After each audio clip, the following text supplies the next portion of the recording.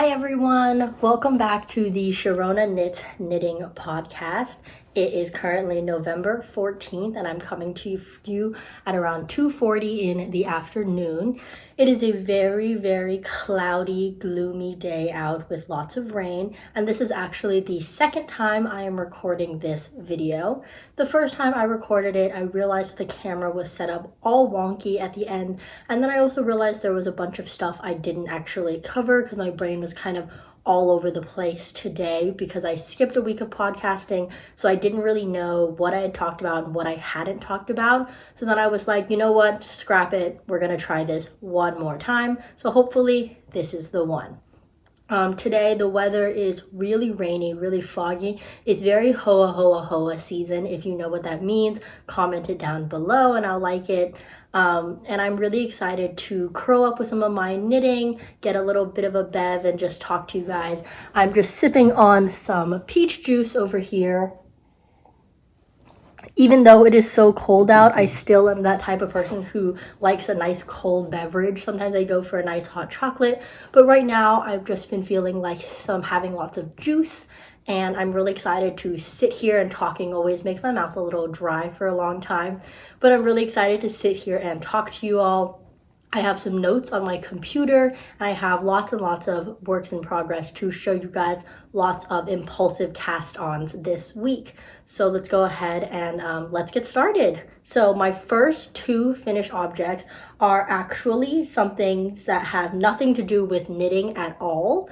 I started taking sewing classes about 2 weeks ago at Common Thread Claremont, and it's this sewing studio that does classes for adults and children. They do workshops and they also do quilting. They don't sell anything, they're just an instructional studio, and I thought that was super cool. I know how to sew on a machine a little bit. I know how to hand sew and mend, and I've sewn a little bit on and off ever since my senior year of high school when I started knitting. So I decided I would take some sewing lessons because I'm at home and I have all this free time. And I was like, why not just learn how to sew in this free time? So I've taken 2 weeks of lessons and I have two finished objects to show you guys. So the first finished object is this tote bag. Ooh, I love it. So this side says, choose kindness whenever possible. And then the other side says, be yourself. And it's got this lovely floral print on the inside and also for the straps. So what I did to make this was, first I cut out these squares of fabric that I liked and I picked which patterns I wanted. Then I took small rectangles of the floral print and added them to the side to give the bag a bit more length and width. And then I made sure to make the lining, make the outside, and then I made the straps at the very end. I had a really good time making this project at the studio. The ladies were so lovely and really talked me through every single part, from picking the fabric to how to trace and cut and pin and how to use the sewing machine as well. So it was a really good refresher because I haven't touched a machine in a really long time. I normally am not much of a sewist because I feel like it takes a lot more concentration for me than knitting, but I wonder if that's just because I haven't done it as much. I wonder if as I knit more, as I sew more, I'll get more used to it and stuff like that. But I also feel like it does take more inherent concentration because you're really watching the machine as you sew. You're looking at it. I can't really be watching TV or chatting with someone because of the noise from the machine and stuff like that. I feel a lot more concentrated on the task at hand. So I currently go for 2 hours on Tuesday mornings to my class, and it's really lovely. I love having this dedicated time to sew. It really gets me in the mindset, and it's just a good craft and a good break from all of my knitting, honestly, because I do so much of that these days. So yeah, I chose these patterns because the schoolhouse reminded me of my education studies major and how I'm going to become a teacher.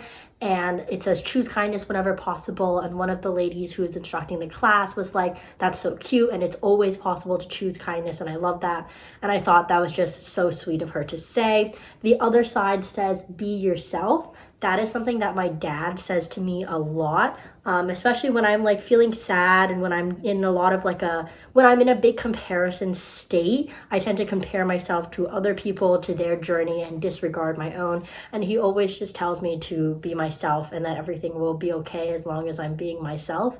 And so I thought that that was a really nice omen to that. And yeah, it turned out super cute. Okay, second sewn finished object is this adorable little pouch. So I have this really cute zipper pouch. It was really cool because I got to learn how to install a zipper and I got to learn how to do a box bottom. So the way that this was traced, I left kind of the edges out so that when you sewed them together, it would form a box bottom. I honestly don't know if that makes any sense. I'm pretty bad at explaining sewing since I'm just getting started. And then they also used a special foot on the sewing machine. So the foot is the thing that like pulls the fabric in, kind of, I think, or like it like steps on the fabric. Again, not really sure of all the terms, but it used something special called a zipper foot to install this zipper, and it was sewn right into the fabric. And I thought that that was actually really, really cool. This pouch is going to be a gift. I'm having dinner with my friend tonight. I'll talk a little bit more about that in the life section, but it is her birthday gift. So I'm very, very excited to give this to her and just for her to enjoy a little homemade gift. I feel like giving homemade gifts is such a nice way to show your appreciation for someone because it shows that you put a lot of time and effort into making something, and it shows just how much you care for them. And I think it's just a really sweet, unique, and it's like one of a kind, you can't get it anywhere else. I think it's so nice. So I'm really excited and I hope she loved it as much as I do. Okay. So now let's get into my one knitted finished object. So I only have one knitted finished object, which I actually don't have with me right now. So I'm gonna go grab it real quick. Okay, I'm back and I have my finished object. I realized that I accidentally took it with me upstairs when I thought I finished filming the podcast the first time and was editing. I actually went and put it away upstairs with all my other knits. So I just went to go grab it and now I'm back. Let me show it to you guys. So it's this really lovely two-colored scarf, and it does the thing where it like rolls up to look like a little croissant, and I think that's super cute. The unique thing about this scarf, not only is that it's two colors, is that it's completely stockinette, and I self-drafted the pattern. So I've knit a lot of these kinds of scarves in the past. I've made the Sophie shawl and the Sophie scarf, and recently I made the Stay Toasty by Kutova Kika. The Sophie shawl and scarf are by Petite Knit, but everyone already knows that because she's so famous. And the Sophie shawl, I'm so sorry, I'm tripping over my words. The Sophie shawl and the Sophie scarf are both garter stitch, and the one by Kutova Kika is kind of like a broken rib type pattern. And I really wanted to make one of these small scarves that was just completely in stockinette, checking my notes. And so I wrote up kind of my own pattern based off of these. So what I did was I took the numbers from the Sophie scarf. So I started off by casting on the number from that pattern. And then I took the border detail from the Kutova Kika Stay Toasty scarf because she does this like specific I-cord on both sides that I did, and I just made sure to do it as stockinette instead of as garter stitch, so knitting on one side, purling on the other. When I finished making this, I realized that it rolls in on itself a lot, and that's something that stockinette tends to do, so I blocked it pretty aggressively. I made sure to lie it down and pin it out and really give it a long time to dry in a good block. It's still rolling in a little bit, and I haven't woven the ends or like completely finished it, so I might give it another soak in some really hot water and then pin it out again to see if that helps. It's already not rolling in as much. You can see when I just hold it up, it kind of falls flat. Before, it was completely curved in on itself, like rolling into a tube. On the ends of the scarf, you can see that it tends to roll in a little bit. Here, let me hold it to the back. You can tell when I'm holding it like this, like the ends want to come in. I am okay with that because these are the ends of the scarf and they tend to be more on the small, like round side anyway. I'm going to put it on and show you how it looks on. It just wraps it around.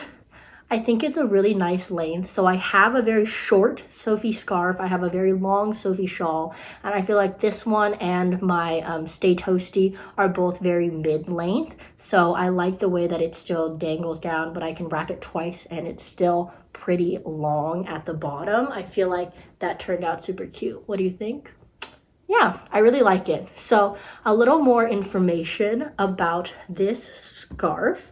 The yarn is from Denmark. I bought it in Tivoli, which is an amusement park in Denmark. They had a little stall, and this lady there was selling yarn that she had dyed herself. The brown is naturally dyed using walnuts, like the hull of the walnuts, and then the yellow color is naturally dyed using frangula, which is a bark of a specific tree. She hand dyes all the yarn naturally herself, and I thought that was so lovely. I knew I really wanted to make something special with this, something that could show off the colors of the hand-dyed yarn, and something that was simple that I knew would get a decent amount of wear. So I'm really excited in the winter to have another little scarf to add to my croissant. I'm calling them my croissant scarf collection because I have so many at this point, and there are always more that I want to make.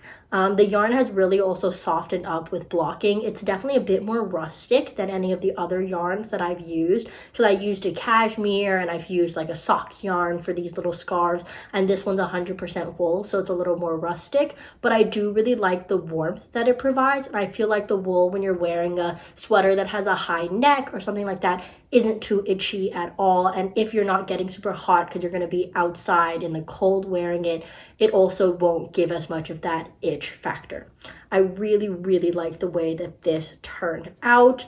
I am going to post about it on my Instagram, and when I do post about it, I'm going to write the exact kind of steps that I use to make it stockinette. So if anyone else wants to follow the same pattern in order to make it stockinette, they definitely can. You can cast on however many stitches you want to start and work a little bit of the I-cord, and then just follow my steps to make it stockinette all the way, and then just give it some pretty aggressive blocking, and you'll end up with a really nice stockinette scarf.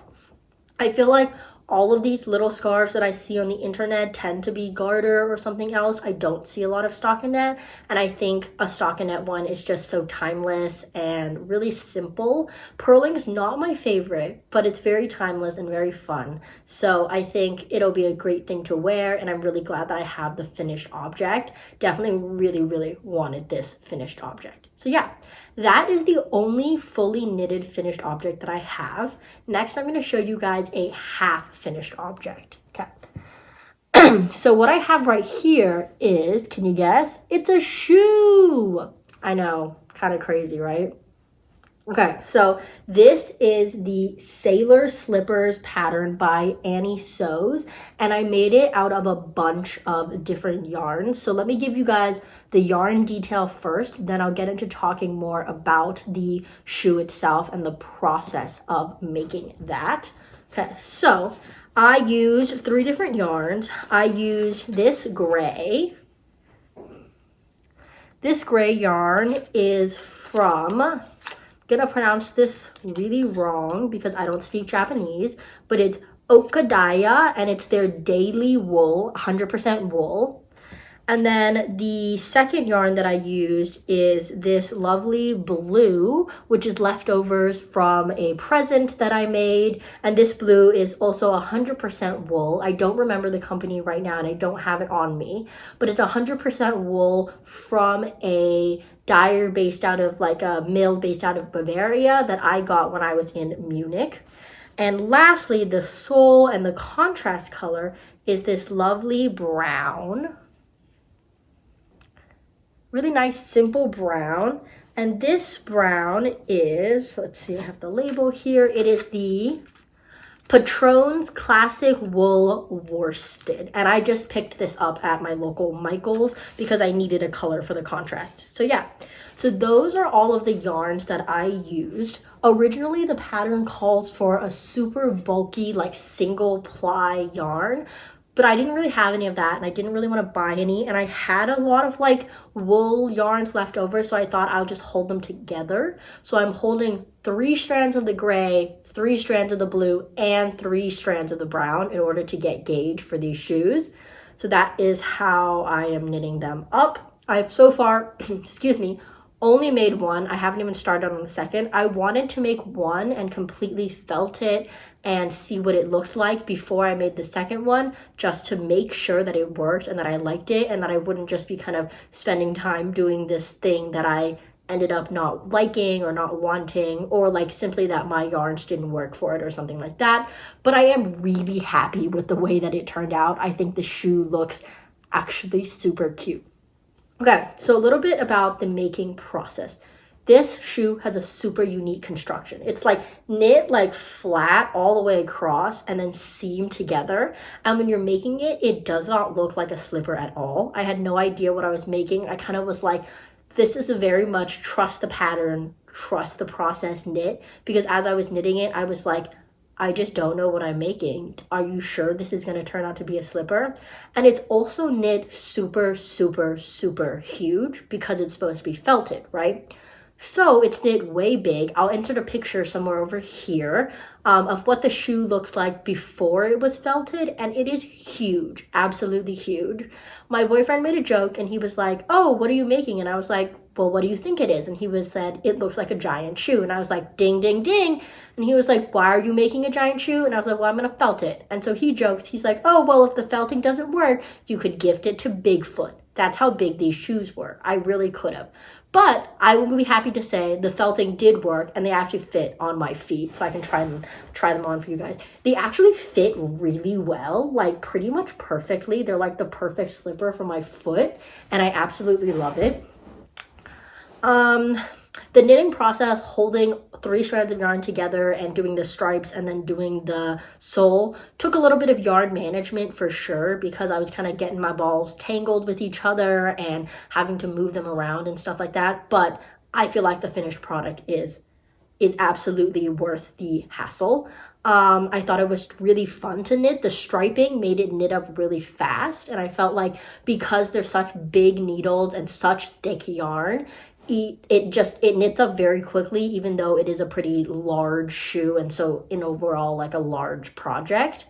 I'm really excited to get started on the second one. I think it's very unique that these slippers actually have a right and a left foot, so the sole is shaped differently in the pattern for the right and the left foot. I feel like that's super cool. I feel like something that I get into a lot with like knitted slippers or socks is like not having a right and a left, and so then I kind of like wear one into the other, and then I can't wear them on the other feet and stuff like that. But I like that this one automatically comes that way. I think it is very unique and a very smart way to write the pattern. I made one pretty major modification to the pattern. She has a way of specifically seaming the sole of the slipper to the top of the slipper, and I did not seam mine that way. I am not a fan of seaming at all. I really don't like sewing. I don't like doing knits where like you knit in panels and seam together. I don't like having to Kitchener stitch or mattress stitch things together. I just find it a big hassle. I'm not very good at it. It never lines up perfectly like it should. It never looks as clean, and I just don't enjoy doing it overall. So I decided, since this was going to be a shoe and it was going to be felt together, I wasn't going to go through the hassle of like Kitchener and mattress stitching and making it look super nice. I just went all the way around with my tail and just whip stitched the bottom to the top. I just fully just whip stitched it all the way around, all the way until I seamed it up. And then I was just like, you know what? When it felt, you probably won't really be able to tell that much. And honestly, you can tell some of the places where I've seamed it, and it's not as clean of a line as hers. I've seen so many people knit these slippers and they look gorgeous and the line is really clean. And you can kind of see mine isn't as clean. You can kind of see there's like little bumps and stuff like that. I genuinely don't mind. I don't think it messes with the feel or like the wear in any way. And it was a much more enjoyable experience for me to just really quickly whip stitch it all together rather than having to slowly seam nicely. The reason that I impulsively cast on these slippers is because if you've been on knitting Instagram or YouTube or TikTok, you have been seeing everyone make these slippers. Like the Annie Sews Sailor Slippers pattern blew up, honestly. I saw so many people making them, and I just knew I had to have a pair for myself. I'm doing this Winter Wishes sock swap with La Mercerie, which is a yarn store on Bainbridge Island in Seattle. They do a sock swap every year, and my partner for the sock swap actually knit these slippers as well, and she's the one who really inspired me to knit them. I saw her finished product, and she talked about how warm and cozy they were, and I was just like, you know what? I need to drop everything and knit these slippers. So it was on Sunday night? No, it was on Monday night when I got home from my trip. I took a trip this weekend, which I'll talk about later in the life section. Monday night, I got home from my trip. I literally sat down, and it was probably 10, 11 at night, and I just cast on these slippers and immediately started working on them. And I finished this slipper by Tuesday because I was absolutely so mesmerized by knitting it, and I really wanted to felt it and see what it would look like. Lastly, I want to talk a little bit about felting. I have never felted before, and I did not know felting was honestly quite difficult. So I feel like in all the videos that I've watched on like Instagram and YouTube, people just like put their felting thing in the wash. They put their knit in the wash, they take it out, and bam, it's felted. It looks so easy. And I was like, I don't know. And my sock swap partner had talked about it not being as easy when she did it, like it needed multiple tries. So I felt prepared that mine would also need multiple tries. So I put mine in my washer. I have a front loading washer, and so I put in a towel to add agitation. I then did a little bit of wool wash, and I set it on the warm and cool setting. And then I did it to run for 45 minutes. I did 4 or 5 cycles of 45 minutes. So that's like 4 or 5 hours of washing time overall. And I don't know if it's because I used not a 1-ply yarn, so it just took a lot longer to felt than the pattern calls for, or because I was holding strands together. It definitely like felted after the first wash. I could notice a difference, but as it kept getting smaller and smaller, I would say the like difference between washes was getting less and less, and then the 4th and the 5th was very like non-noticeable, but just shrunk it up just a little bit more. So I will say the felting took a lot longer than I expected. I also wonder if it's because I was just doing one slipper, so they weren't like agitating against each other as it would have been if there were 2 slippers. I watched a couple other people's videos on Instagram and like YouTube shorts, and other people seem to have been taking a longer time to felt as well. So I wonder if it does just take longer for certain types of yarn or for a certain machine. And I was also really obviously worried about it being too small or like not working. So that's why I started with just like 45 minutes, and I kind of just let it keep running. Overall, I love the finished object. I cannot say this enough. I'm so excited to make the second slipper. I'm so excited to make a slipper for my boyfriend, make a slipper for other people that I know, maybe for my grandparents, because they wear slippers around the house a lot. I'm so excited to do that, and it was a really fun knit. The felting just takes a long time, but I would say that the process is 100% worth the final product. Absolutely love it. So yeah, hopefully this weekend, I can get started on my second slipper, and by the next podcast, I will have a complete pair of slippers to show off. Okay. So now let's move into my works in progress, my whips. Okay, let me show you the first whip that I've made a lot of progress on. We have, one whole sleeve. So this is the Lauder Sweater V-neck by Rebecca Clow of the Crea Bea. She has a knitting podcast, and she's a knitwear designer. It's an all-over cable jumper, and you can do a vest, a V-neck, a round neck, a sweater, a cardigan. She always makes these really cool mega patterns that you can do so much in. And so I've decided to go for the V-neck version. So here's the neckline. I have finished completely one sleeve. I did 36 of the cable repeats on this sleeve. The major modification that I made was that I did not do any sleeve decreases. Originally, the pattern does call for decreases all the way down to the cuff, but I like tapered decreases for the sleeve, but I chose not to do any of that and simply just make a completely straight sleeve. I honestly thought, one, that it would look really nice because I've never done like a completely straight sleeve in a while. I haven't done a completely straight sleeve in a while.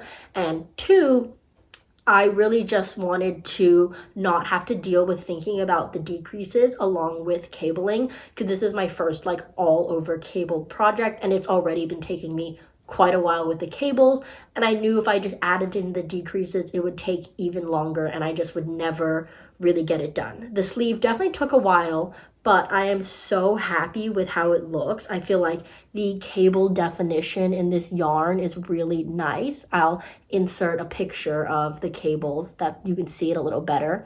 It was really fun to do. It's a really cool, like kind of almost like drop shoulder cap sleevey type thing where you like knit short rows back and forth to shape the sleeve cap, and then you knit the rest of the sleeve. So that was really cool. I had a really good time knitting the sleeve. I've done a tubular bind off. I've been really into tubular bind off recently. I think it's definitely the cleanest bind off. It definitely also takes the longest as a sewn bind off. It's a lot of work, but it makes the product so good. And I think if you're gonna put in effort and time into making something hand knit, you should really take that extra little step just to make it look crisp and clean and perfect, and I love it so much. I'm hoping that in the next week I will start on the second sleeve and get that done by, I want to say the end of November is a goal, so another 2 weeks. I think 2 weeks on that sleeve should be pretty good if I get a couple repeats done every day. That's my plan. So hopefully in the next podcast, you're going to see that I have another sleeve.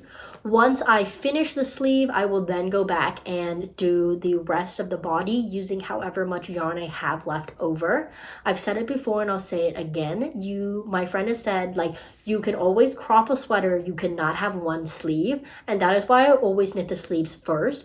Even though sometimes knitting the body after the sleeves makes it a little more like clunky, I just think like I can always have a crop sweater or I can have something really long. It doesn't matter, but I need to have both sleeves the length that I like. And I like long sleeves, so I always like to knit those first. So yeah, so that is my first work in progress. Once again, this is the Lauder Sweater V-neck by Rebecca Clove, the Crayabea, and it's knit up in this yarn that my mom got me from Taiwan. That's a cotton nylon blend that I don't really know much about.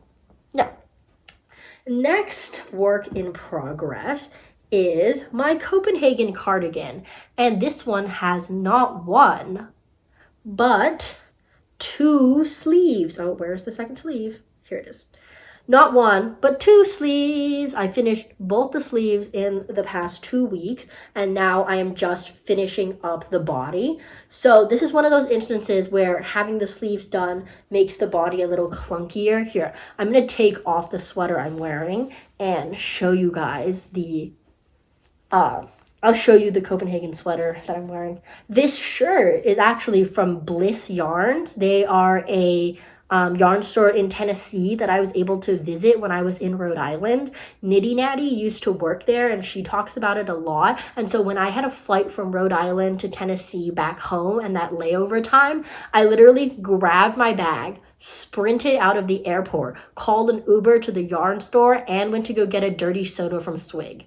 That's what I did during my layover, and it was 100% so worth it. They gifted me this shirt, and everyone there was so nice. I got to sit and knit for a little bit. Just absolutely lovely.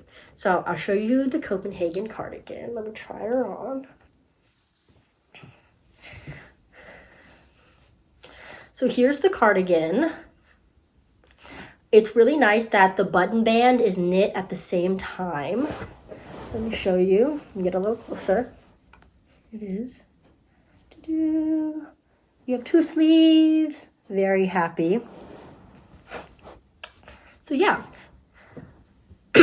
It's really nice that the button band of the Copenhagen cardigan is knit at the same time as everything else, so there's not any picking up or double knit button band you have to do at the end. I also think it's really nice that this cardigan has pockets, which you add on at the end. I'm very excited. I haven't really knit much with pockets yet, and I think that'll add a super cute little touch. The Copenhagen cardigan is a pattern by Petite Knit, and I'm knitting it out of Knitting for Olive merino and mohair held together, both in the colorway Dusty Moose. So as I was talking about my Copenhagen cardigan, my phone decided to go ahead and run out of storage. Not very nice. I'm recording all of these videos on my phone, and I am a compulsive picture and app hoarder, so there's not a lot of storage. So I went and uploaded the rest of the video to my computer and then deleted it off my phone, and now let's get back to where we were.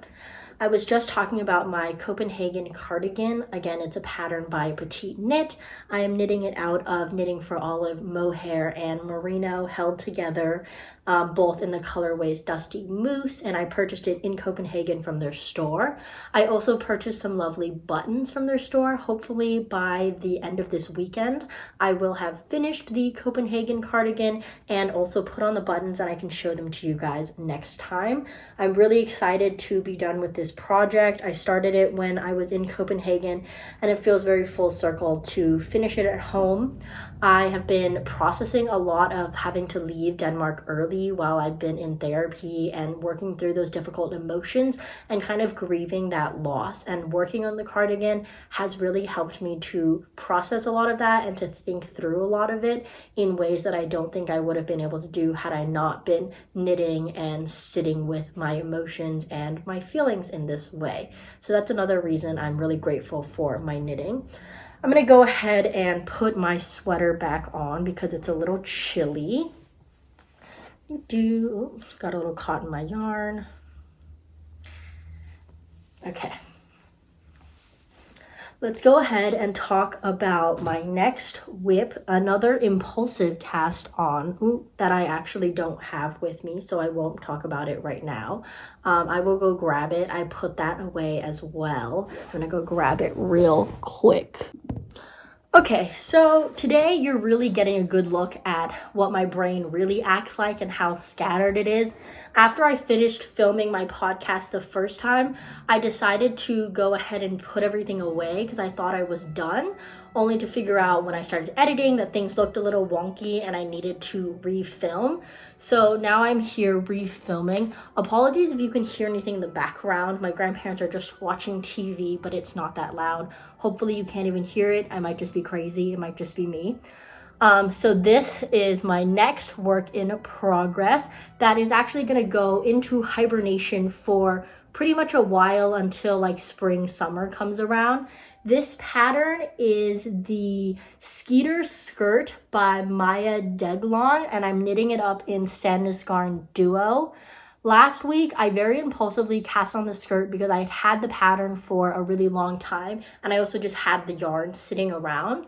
This yarn, the Duo, was originally supposed to be made into a vest that I was test knitting and just never ended up finishing because life kind of got in the way of that. And so it's totally fine, happens, things happen. But I decided to frog that project and reclaim the yarn. And so then I was like, you know what? I should make a skirt because it's this nice cotton merino blend. So it's really cool because you knit this like I-cord tube that you then stick a piece of elastic into so that the waistband is nice and stretchy, and then there's a bunch of repeats to give the skirt a really nice flared look. It was very much an impulsive cast on. I cast it on, I started working on it, and then I realized I really didn't want to be working on a skirt during the winter. I want to focus on sweaters and more like comfy, cozy projects. So then I've decided to just go ahead and store this with the yarn, store it for now, and I will pick it back up once it's more like springtime and I've decided that I want to work on it again. But it's a really easy, nice project to just stockinette with increases. So I think once I get started on it, I'll have a lot of knitting mojo and I'll get through it pretty quickly. Okay, my last old whip. I'm calling these old whips because these are all kind of older, and then I have two things that are like whip acquisitions, which I'll get into in just a second. So yeah, this next one, you can see I have made a ton of progress on my sock whip. These are socks that I'm knitting for my boyfriend, Luke. I'm knitting the Andrea Mowry DRK everyday socks. I'm doing the ribbing. I've knit these socks for him before. I've done them in just plain stockinette. I've also done a bunch of pairs, both ribbed and stockinette for myself, and I love this sock pattern. I said before, I hate like Kitchener stitch and stuff, so I'm a big toe up sock person. This yarn, once again, is Cocon Blue Fingering Weight Merino Wool. It is non-superwash, which is really cool. It doesn't have any nylon, so it's not the best sock yarn. It's more of like a cozy, not hard wearing. I'm going to say they're house socks for him. So yeah. And the really cool thing about this yarn is that all the proceeds support the Ocean Cleanup Foundation, and I think that's really awesome. So I'm just making progress on these. Most of these socks were knit while I was waiting in line at Disneyland. Last Monday, I went to Disneyland with my older sister and my niece. It was her second trip to Disneyland. We had such a good time. The lines weren't too long, but it was like some schools had the day off school, so there were a decent amount of kids there, and we waited in line for more of the like kiddie rides that my niece could go on with us. And so I got a lot of knitting done while waiting in those lines. I love taking a sock or a small project with me when I go places like an amusement park because I get so much done while I'm waiting in all of these lines. I took a sock with me last winter when me and my boyfriend went to Disneyland as well. I have never had a problem getting my needles in through like security. I normally always have a project cast on and started so they can see that it's knitting, and I take my small needles. I make sure to just take something that looks very, safe, and I've never had a problem being stopped. I've also taken plenty of like metal sock needles onto the plane, and I've never had a problem, but I do know that on the plane sometimes it's a little more tricky. So that one, it's more of a gamble than at Disneyland, I guess. So yeah. But I'm really excited to be working on these. I haven't worked on them at all in this past week. They're very much a pick up, put down, knit when and I want project. There's no deadline on this. My boyfriend knows that he's getting socks, but no rush. I'm just knitting them whenever I kind of feel like it, whenever I decide to and get the time to. So yeah, take a sip of my peach juice right here. Next, I'm going to go into my acquisition whips. So, by acquisition whips, I mean I acquired the yarn within the past 2 weeks and then immediately cast it on. So I would have shown it to you guys as an acquisition, but I had already cast it on, so I'm showing it to you as a work in progress. I went on a trip to San Francisco this weekend. I don't know why I wanted to say Seattle for some reason. And then I got all tripped up. But I went on a trip to Berkeley, to San Francisco, to visit my high school roommate, one of my close friends who's up there for college. And I had the pleasure of visiting 2 different yarn stores. I visited ImagiKnit in downtown Berkeley, where they also have a location in San Fran. And then I visited Black Raven, I think is what it's called, yarn store. I will insert the names of both in the description below, but I don't completely remember the name of the second one right now. Totally just blanking my mind. But from the first yarn store that I visited, which is the Black Raven or whatever it's called, I picked up a yarn from Speckle and Friends, which is hand dyed in Berkeley, California. They're in downtown Berkeley. And it is their Bouncy Boucle DK, which is 100% superwash merino. I'll insert a picture here. And it's the strawberry wafer colorway. And it's so lovely. So here's the cake. It's this super bright hot pink that I love. And with this yarn, I am making beanie number 5. Beanie number 5 is by My Favorite Things Knitwear. It is a boucle beanie with a double folded brim. I'm doing a single folded brim because I'm a little bit short on yarn for the amount that she recommends. So I'm doing a single folded brim, and I cut off the brim a little earlier than anticipated, but I love how thick the brim is when you fold it up. It's going to be such a bright, fun colored winter hat to have, and it's going to be so warm and cozy.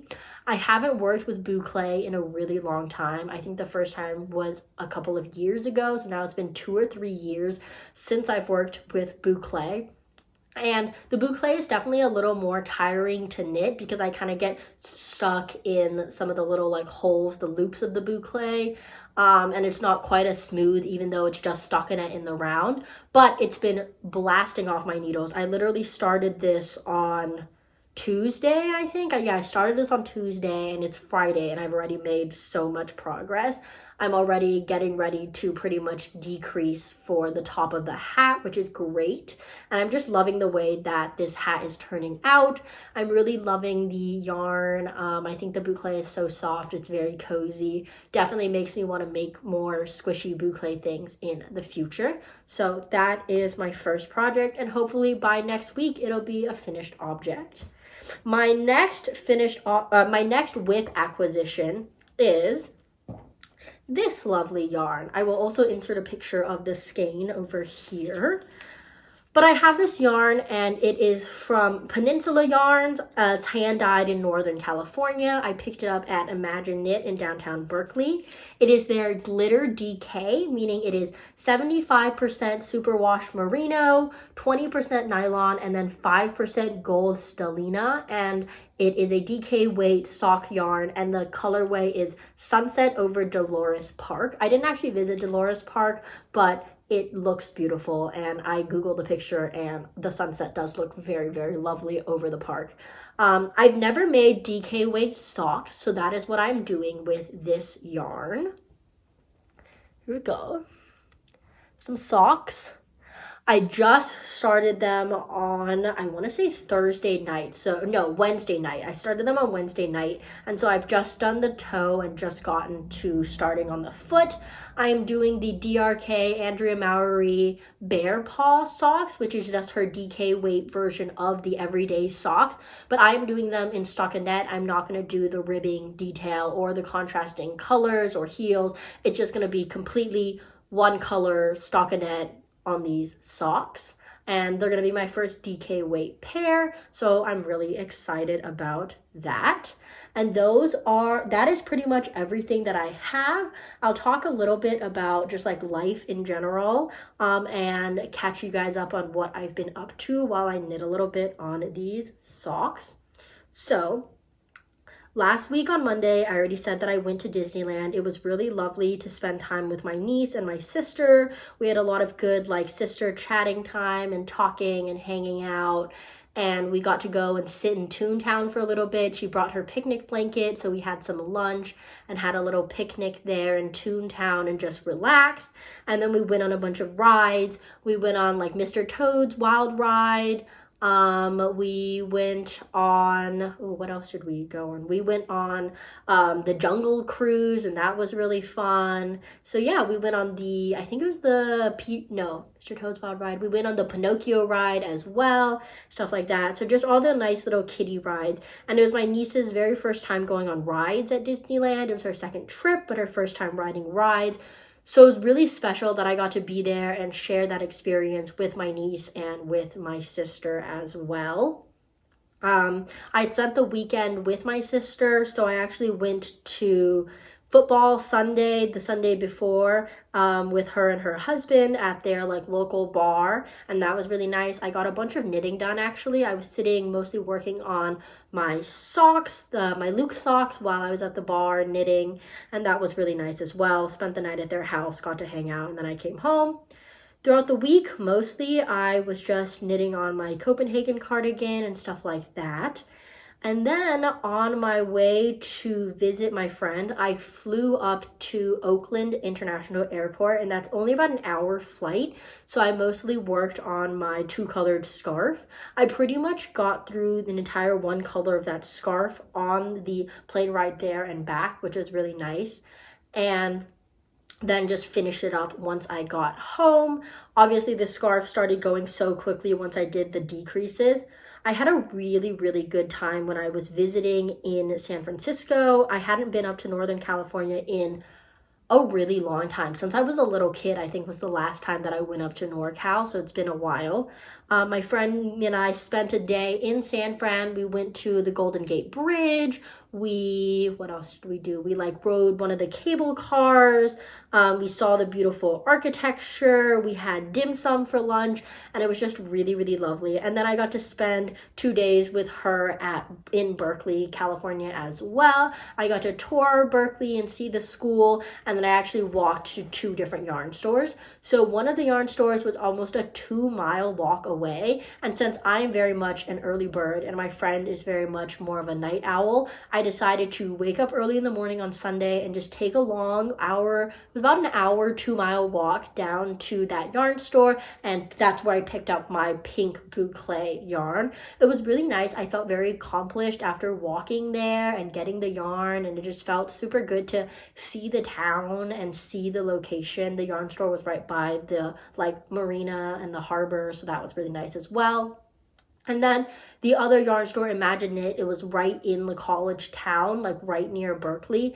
I think it's really cool that there are yarn stores in a college town. My college town in Saratoga Springs has a little yarn store. I feel like so many more young people are getting into crafting, which makes me so happy. And I think that knitting is a really good skill, and it's a really good coping mechanism for things like stressful finals or being in school and just the stress of being young sometimes. And I think that knitting is a really great thing to do and to have. And I think every town should have a little local yarn store where people can go and have stitch nights and learn to knit and buy beautiful yarn and squeeze the fibers and look at the pretty yarn and stuff like that. Just lovely to know that another college town was like this. Really had a great time. It was also just so great catching up with my friend. I haven't seen her in almost 2 years now. We were high school roommates, and so she's one of my best friends who really watched me grow up, and I got to watch her grow up. And the last time we caught up, I was in Shenzhen in China with my dad and some of our other friends as well. But it was just so nice to see her in college and see her before she graduates. I'm really proud of her. A lot of my friends are graduating college this year. I took a gap year, so I'm 1 year behind. I'm 1 year behind most of my high school graduating class. And that's brought up a bunch of different feelings. Sometimes I feel a little bit like I'm behind or that I need to catch up and stuff like that. But I keep trying to remind myself that everyone's on their own journey. Everyone has their own pace. Everyone has their own timeline. And I am on my path. I am on the right path for me right now. And I shouldn't compare myself to anyone else. And I feel like when I just keep telling it to myself, I start to believe it more and more. And it really just starts to help me feel more and more secure in where I am and where I'm gonna be. But I'm really glad that I get to see my friends growing up and taking these steps into their adult lives. This week, I've been pretty much just working on my Copenhagen cardigan. I finished up my scarf on Tuesday, and then I started working on my beanie number 5 and then my DK socks. As you can see, my brain is always going a million directions at once. I really want all of these videos to be like a conversation, and a conversation with me is just a million things. I've had a friend tell me that I don't finish what I'm talking about and I jump to the next thing. That's definitely very true, especially when it comes to my knitting. I feel like there's so much I want to talk about to you guys all the time. I want to talk about my life. I want to talk about what I'm doing, but I also want to stay focused on knitting because that's what the content is really about. So yeah, I'm trying to tie it all back together. Tonight, I said I am going out to dinner with one of my friends. We are going to this restaurant that is also a cocktail bar, and it's supposed to have really yummy American food and good drinks. She just turned 21 and I just turned 21, so it's going to be really fun to get dressed up and go out.